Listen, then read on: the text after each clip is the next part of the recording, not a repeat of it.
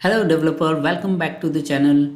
Today we are diving into a fundamental concept in C# programming, which is access modifier. I am Rakesh Suryavanshi, excited to guide you through this essential topic that plays a crucial role in shaping how your code interacts and communicates. Access modifier sounds a bit technical, but trust me, they are like a gatekeeper of your code's privacy and accessibility. Think of them as the rule that determines who gets access to see, use, and modify different part of the code. Now, whether you are newbie eager to unreveal the mystery of the access modifier or a seasoned developer refreshing your knowledge, this video has something for you. We will break down the different type of access modifier from the familiar public and private to the nuance of protected and internal. We'll have a demonstration of each of these access modifier, and by the end of this video we'll have a practical knowledge of using these access modifier in your program. After the video you will have the detailed knowledge of different type of access modifier. You will be able to differentiate the different access modifier and also be able to make use of these modifiers in your program to make your program secure and accessible the way it should be according to your industry security patterns. I created this console application. In this console application we have a demo class, and this class has got a number of different properties. All these properties are having different access modifier. Just for the demonstration, the name of the properties are given as per their access modifier. For example, if I have a private access modifier with a property name, then the name of the property for the demo I have given as a private member. Similarly, the other access modifier, which is the private protected access modifier, the name of the property I have given as in private protected member, so that we identify the accessibility of these attributes throughout the demo. So these are two different type of access modifier available in C#. Next one, we have the public access modifier. This is the access modifier which we might have seen many times in our previous demonstration. Fourth one we have is the protected access modifier, which we can use with the keyword protected. Next we have the internal members, which we can define it with the keyword internal, and finally we have the protected internal members. Apart from this, I have this public constructor, which is a constructor of this class. Next I have a method, so I'm trying to override the base class method, which is a toString method, and then in this base class method basically I am trying to set the value of the private member. Now why I'm setting the value of the private member, why not the other members? I'll give you an example. I'll give you a reason for that later in the video. And after that, as part of the result of this toString method, we are concatenating the private member data and the private protected member data and returning it back as a result of the toString. Now as we have defined all these access modifier in our class, let's go to our main console class, which is a program class, and from there we'll create an instance of this public class. As we know that in order to use this particular class we have to create an instance so that a memory will be allocated by the program into the system. We'll be able to access the class member depending upon its access modifier. I'll tell you what do I mean by that. I'll go to the program.cs class. Here I'm trying to create the instance of the class. As we know that with the keyword new we can create an instance of the class. So instance name we have given as in demo. I'm trying to use the properties which we have declared and trying to set the values onto those properties. So the values I have set it as in public member has a value after object has been created, internal members after value has been object has been created, similarly protected member after the value has been created. Now the same way I'll try and access the other members such as the private member, and then try and set the value in the same patterns such as the private member has the value after the object has been created. But as soon as I tried using the private members, I get an error by the compiler. It says that private member is inaccessible due to the protection level. even though you create the instance of a class, but you won't be able to access it. Like in this case, I've created an instance of the same class, but I'm not able to access it because of the protection level. What does it means? That all the private member which you declare in a class, whether it is a property, field, or a private method, you would only be accessed inside the class. What do I mean by that? If you look at our demo class, we have this private member and then private protected member. We were not able to access these members when at the time of creating the instance, but we were able to access these members from the constructor or from this toString method, or even if I create any other method, any other type of method. It's not about public method or private method, but any other type of method. If I create a method inside this class, I would be able to access these private members. So what do I mean by that is any methods, attributes which you define it as in private or private protected, especially the private members only be accessible inside the class boundary. You can't access it. The private protected has a slight difference compared to the private members. I'll show you what is that difference when we come to a discussion of the protected section, protected type. Now, as the compiler does not allow you to set, which means that you cannot access it. Let me just try and build that just to show you the error which we get here in the error section. The same error, the private member demo class dot private member is inaccessible due to its protection level. We have tried accessing the private member while creating an instance of a class. Now let's take another example where I have a child, another class declared here. The class name is child class, and this class is basically inheriting the demo class. So demo class is acting in this case as a parent class. Now let's take a look at if I am able to access the private member here. So I'll use the toString method and try and see if I can access the private member. To access the base class or the parent class properties, you can use the keyword which is a reserved keyword base, and then press dot. You would be able to access the attributes and method of the base class or the parent class. Let me just filter out the properties only. So here are the properties I am able to access. Internal members I am able to access. Private protected members, yes. Protected internal, yes. Protected members, yes. Public members, yes. But I am not able to access any private members. So let me just type in private member, and as soon as I type in, it says that you cannot access it because of the protection level. The same error which we were getting it while we were trying to access the member with an instance of the class. So these private member, neither you can access from the instance of the class, nor you can access from the child class by inheriting the class object. And that's why the private remains private, or the boundary of the private members only remains within the scope of the class itself. Whereas now if you take a look at the difference of the other private member, which is the other type of private member, which is private protected member, this I can access it in the child class, right? So I can access it, like I can set the value of value, and I'm not getting any error. You can see that. Similar, the same thing I've set up it here. I'm setting up the value of the child class. I'm setting up the value of the private protected member, which is the member of the parent class here in the child class method. This is the value I'm setting it and returning it back.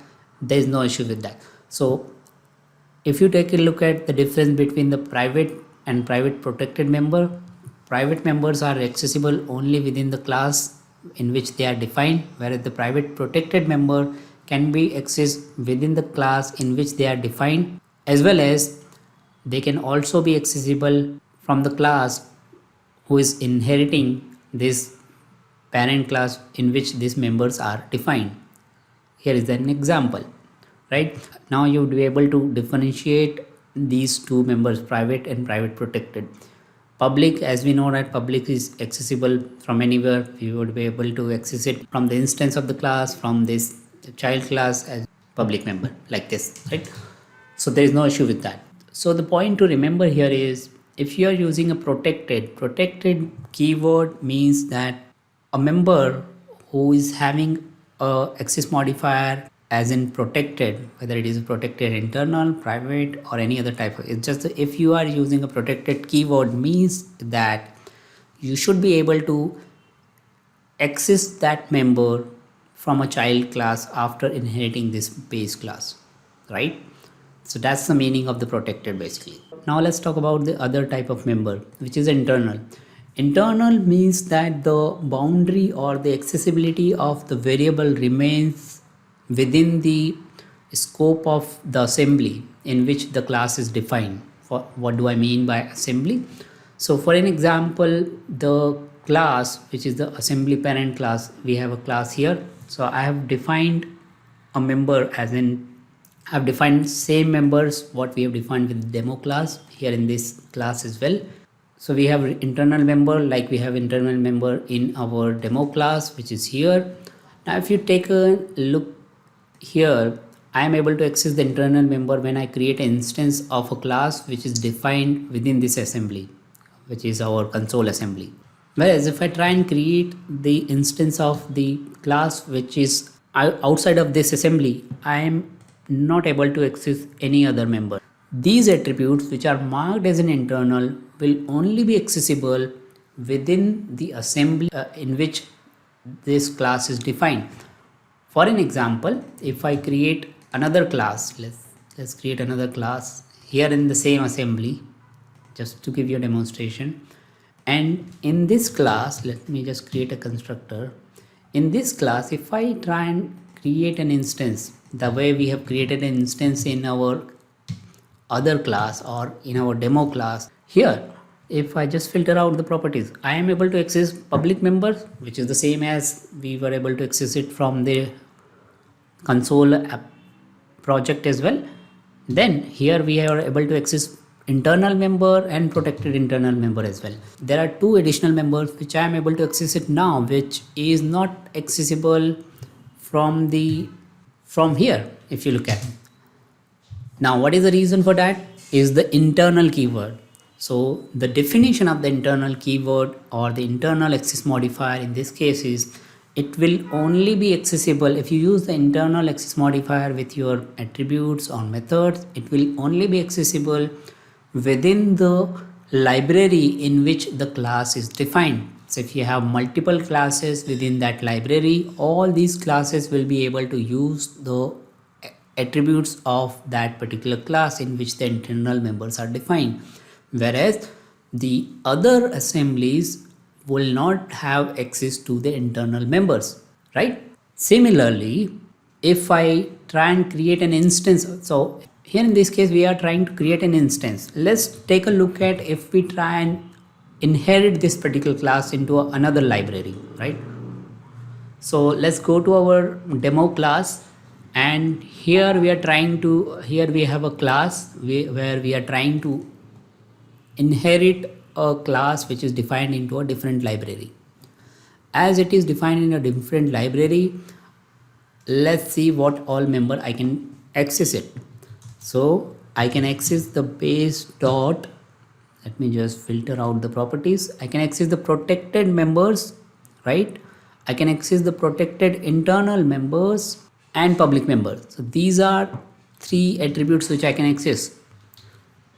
Protected, we know because we are inheriting this class, the parent class. So as inheritance is there, which means that any protected member we can access it. Protected members, yes, we can use the protected members as well and the public member as well. So this is how you can access these protected values and then the public members. Internals, even though it is internal, but why we are able to access it outside the assembly? Because the precedence of the protected is higher than this internal keyword. So when you create an instance or when you inherit this class to any child class, even though outside the assembly, protected takes a precedence, and then you would be able to access the members of a class. So if I try and show you a demonstration, a working demonstration, let me just try and run that. So when we create a constructor of a demo class, we are able to access the we are not able to access the private member. The value are set from the toString method itself, but public member, internal member and protected member are something which we can set it after the object has been created. Now let's take a look at the other example here.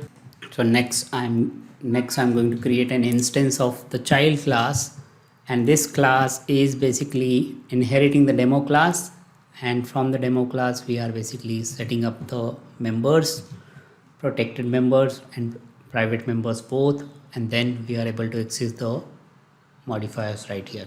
As you can see, we are able to access the child class, private member, private protected member, and in the earlier case we were not able to access the private protected member, but rest of the members we are able to access it. Similarly, if I want to have a demonstration of my second child class, which is inheriting it parent class, which is defined in the other assembly, let's take a look at how does it finds. So when I try and use the child class, so this child class is not able to access any internal members. The reason we know that, because the internal members are defined in a parent class which is defined inside another assembly. Similarly, protected internal members, I'm not able to use it because the reason is same. So just for a summary, if you have a public members defined in a class, then you can access those members within a class. You can access the member from a derived class. You can access the member from the non-derived class within the same assembly. You can access the members from a derived class which is into a different assembly. You can access the member from a non-derived class which is into a different assembly. When I say non-derived class, means that you accessing it via creating the instance. Similarly, if you have a protected members, then you can access the protected members within the class. Of course, you can access it with the derived class by creating an instance of derived class within the same assembly. You can access it with the non-derived class within the same assembly, derived class within the different assembly, but non-derived class you cannot access it via the non-derived class within the different assembly. You cannot access it.